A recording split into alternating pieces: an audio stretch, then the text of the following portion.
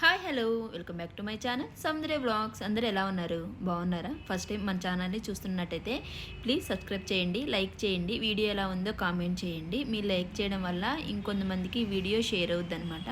పక్కనే బెల్ ఉంటుంది, అది కానీ క్లిక్ చేస్తే నేను ఎప్పుడు వీడియోస్ పెట్టినా మీకు నోటిఫికేషన్ వస్తుంది అనమాట. ఇది నా మార్నింగ్ వ్లాగ్, ఇది నా మార్నింగ్ రొటీన్ వ్లాగ్. ముందు పాలు పెట్టేస్తాను, ఇంకా రైస్ కుక్కర్లో రైస్ పెట్టేసాను అనమాట.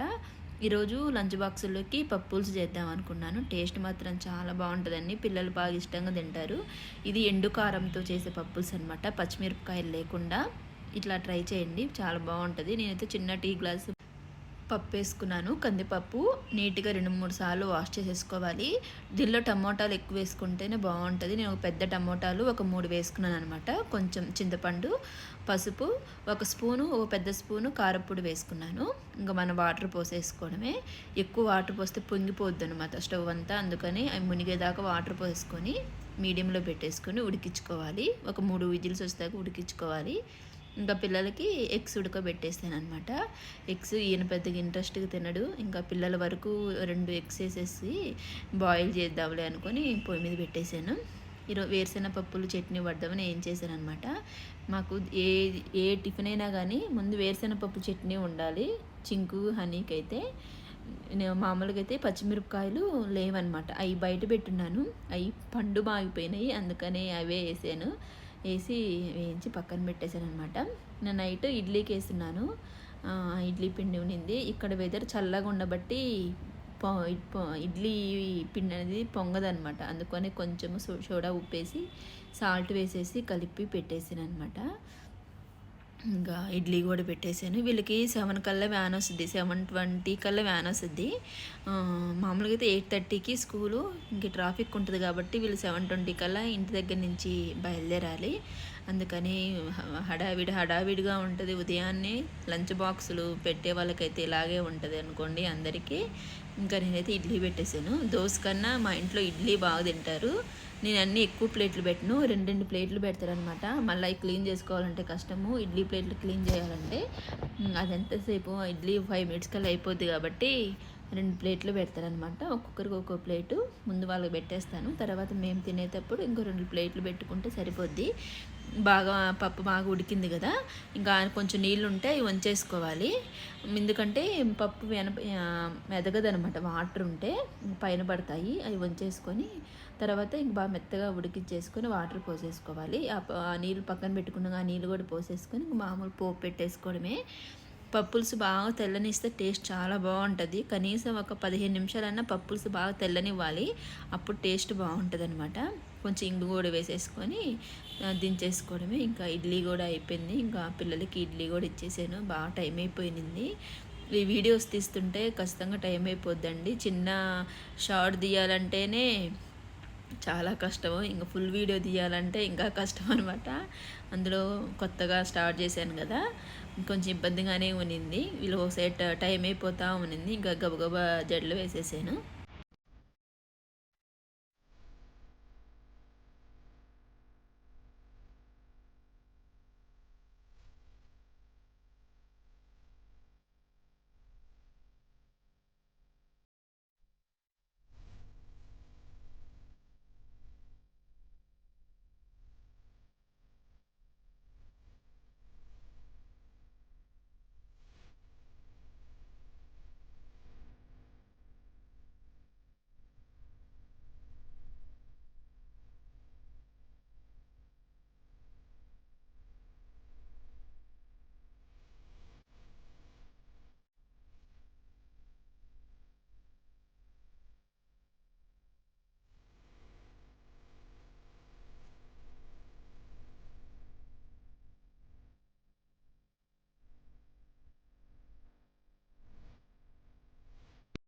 ఇంకా పిల్లలు కూడా స్కూల్కి వెళ్ళిపోయారు.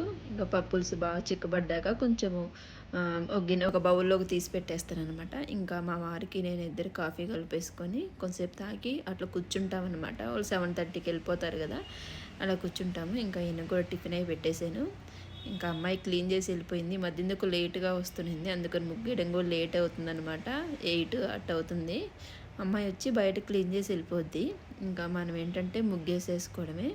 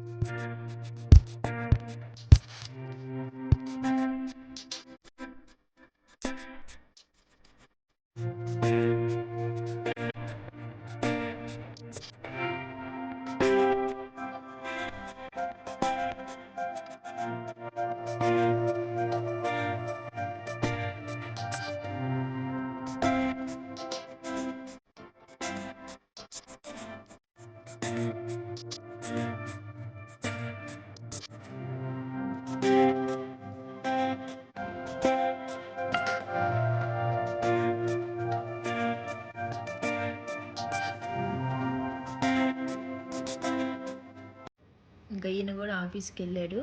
ఇంకా డైలీ ఒక 2 అవర్స్ 3 అవర్స్ ఇంకా షిఫ్ట్ అయ్యాం కదా మేము. కిచెన్ వరకు సర్దేశాను మొత్తము.